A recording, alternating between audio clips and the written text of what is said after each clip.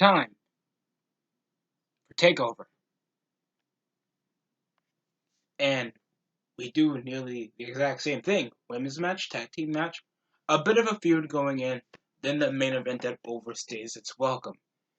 For the past few years, people have been trying to call NXT the safe haven, like the one of the positives, one of the only things to watch other than 5 hour in total snooze fest of mainstream wrestling, where you can literally just have a bit of smidgen of that with still having in-ring talent and promising potential superstars to come to the main roster.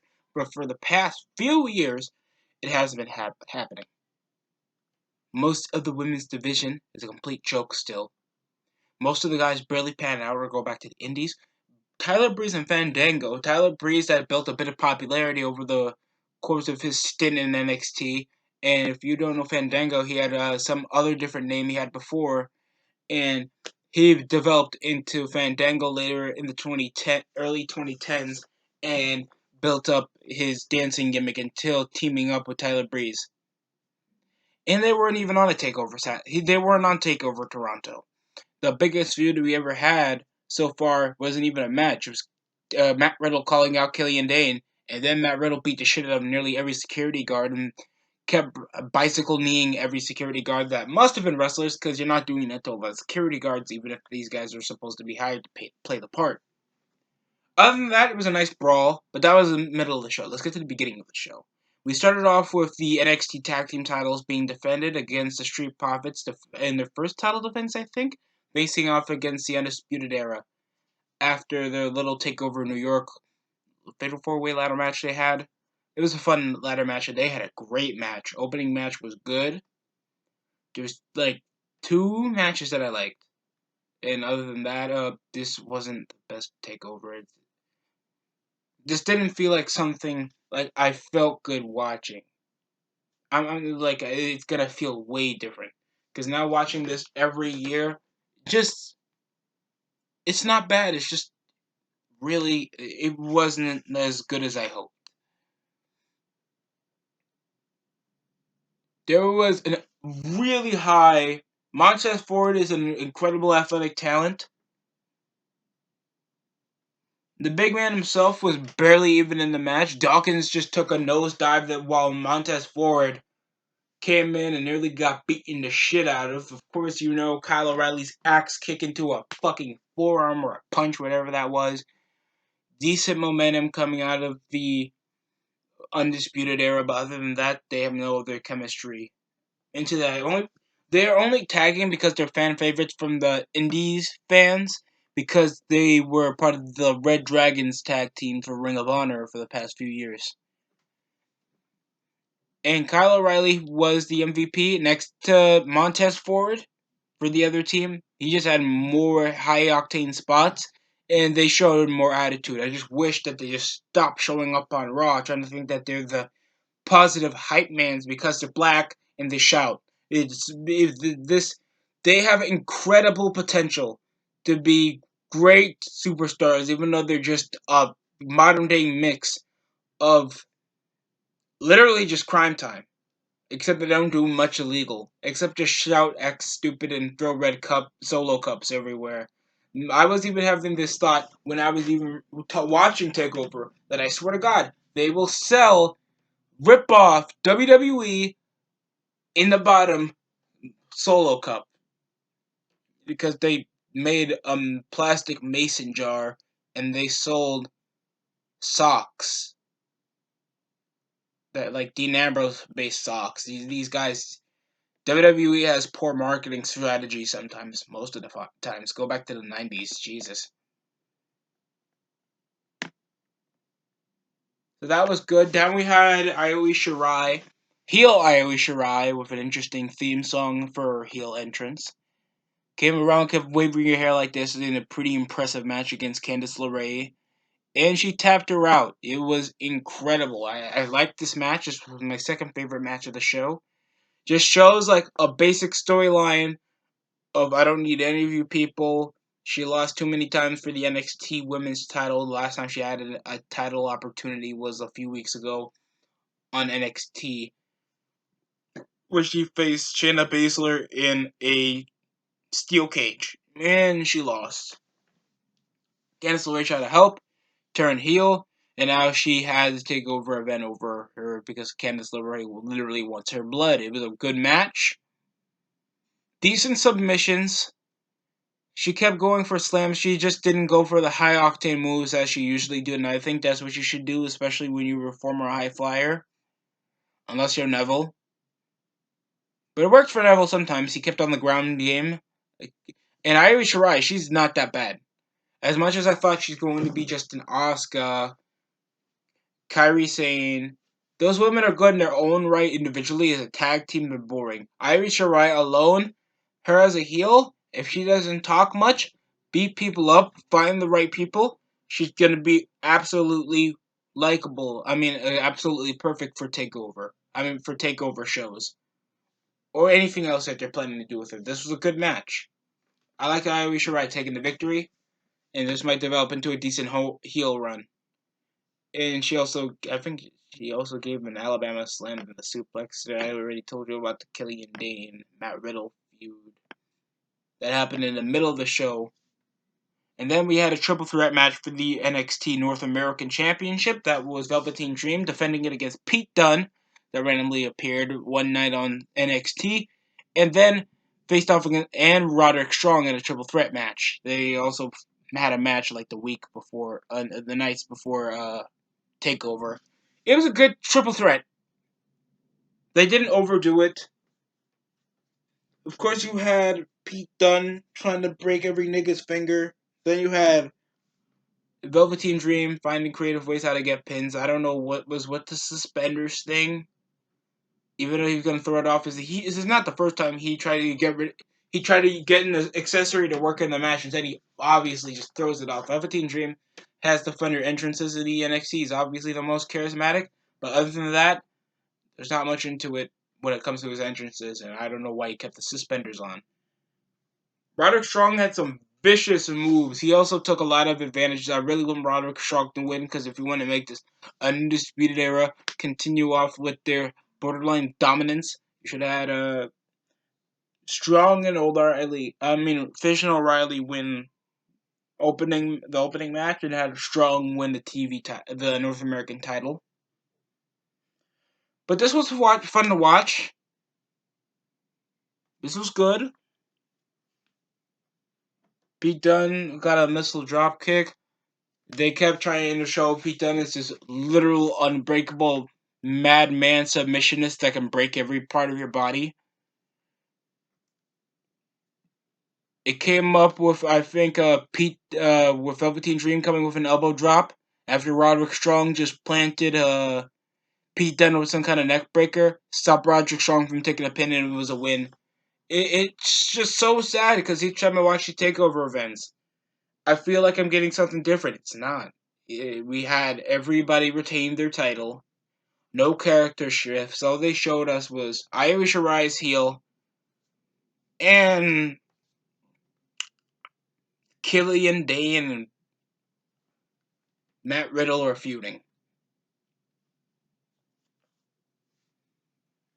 This was a good match, though. This was alright. This was a match. This was a fun match.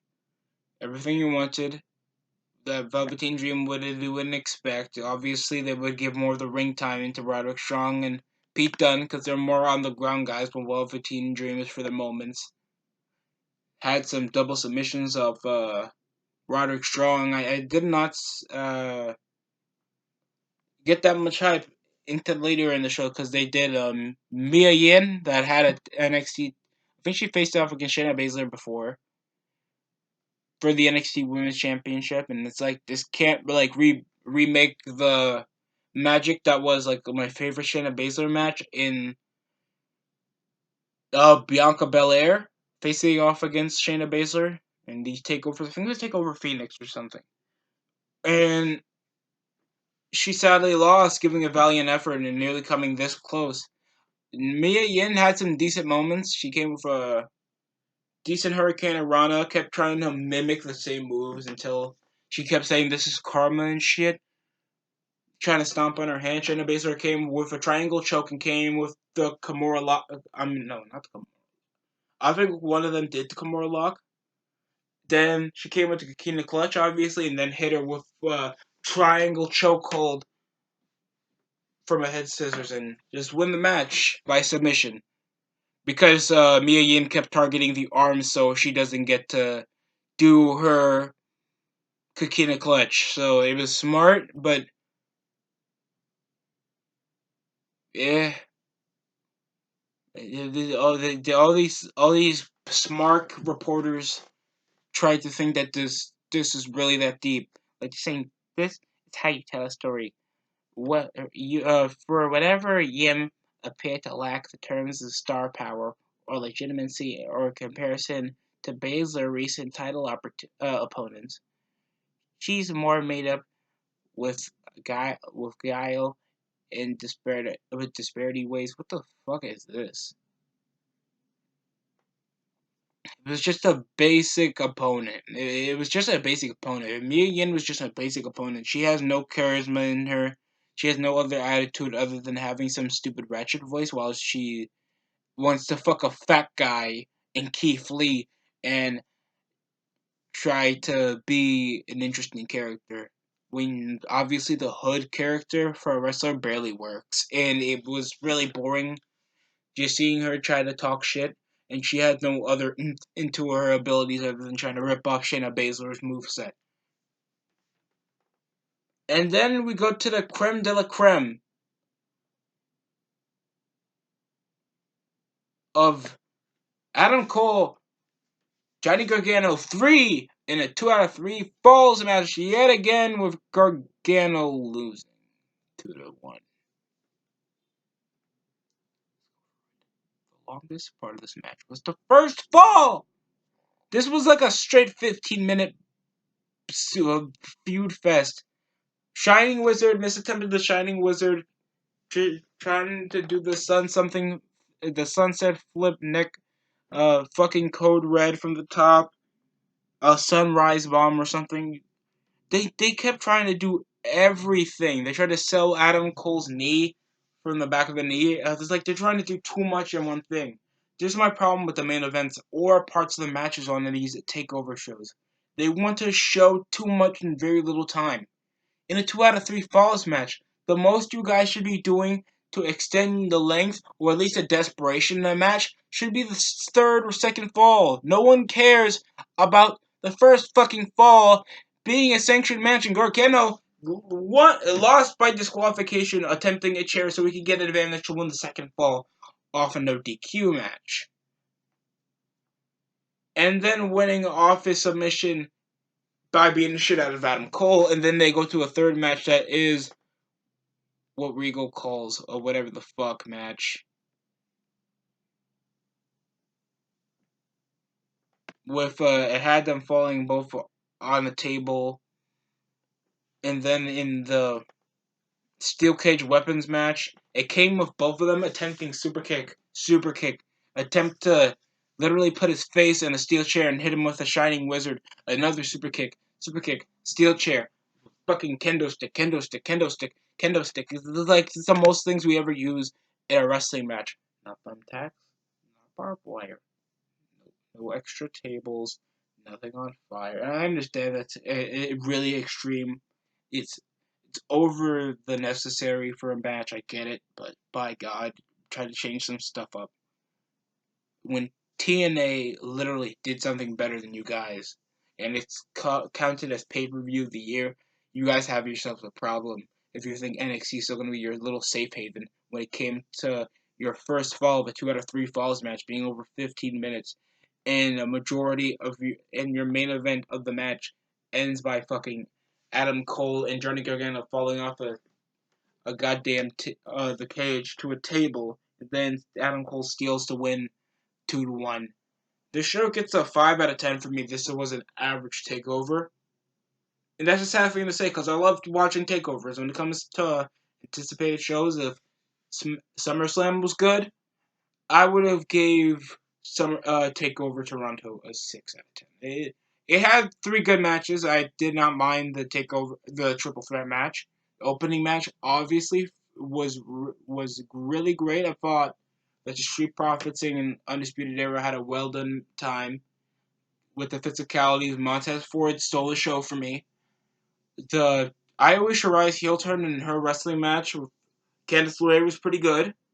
The brawl with fucking Matt Riddle and Killian Dane was insane. It was fun to watch. Matt Riddle and Killian Dane literally beating the piss out of security guards and themselves. The Gargano and Triple Threat, the Gargano and Cole 2 out of 3 falls match. Yet again, they don't change much except this time it had different stipulations in it. And it wasn't much, didn't tell much of a story. Gargano didn't change his attitude, didn't change his strive, other than he was trying to be a bit more clever than what happened the last time he had a 2 out of 3 falls match, when he knew that the Undisputed Era was coming. But this time there was not that much Undisputed Era in the match. And Shayna Baszler, I don't know how long she's going to be NXT Women's Champion, but it's getting a little bit old for me. Because other than she doesn't change much of her promo style, she's like in her late 30s. She barely has much of an interesting thing to talk about, other than she's a legit superstar. And she beats bitches by submission a lot. And there's no other bitch to beat her. Like, literally. It's like, if only we get these bitches out of injury, and they'll be potential, like, there's no other women. Even if they do, like, give the belt to Candice LeRae, Bianca Belair, maybe Io Shirai maybe gets another opportunity for the NXT Women's title, I won't care that much. And Velveteen Dream, this is really entertaining. Triple threat. Pete Dunne, gotta continue wrestling like that, because like he has 2 good matches in a row. After his Walter match, he had to take over New York, and the triple threat match with Roderick Strong and Velveteen Dream. Hopefully, Roderick Strong gets a one-on-one opportunity against Velveteen Dream and maybe an NXT event or a takeover, but still, this was an average pay-per-view. This was an average takeover event. Not that much memorabilia into this. That's just my opinion. Other than that, hopefully you guys get ready for Clash of Champions. So, well, that's it. 5 out of 10. Thank you for watching, everybody. Hopefully you enjoyed this take on my take on Takeover Toronto 2019, and you enjoy your day.